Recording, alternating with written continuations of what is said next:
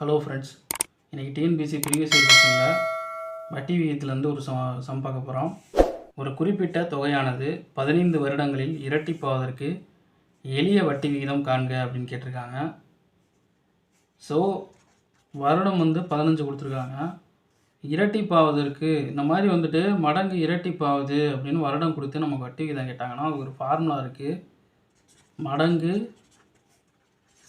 -1 வருடம் into 100.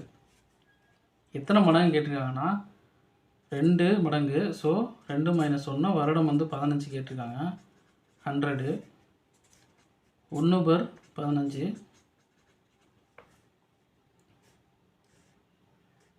So 1 15 15, 6 15 90, மிச்சம் 10 இருக்குது.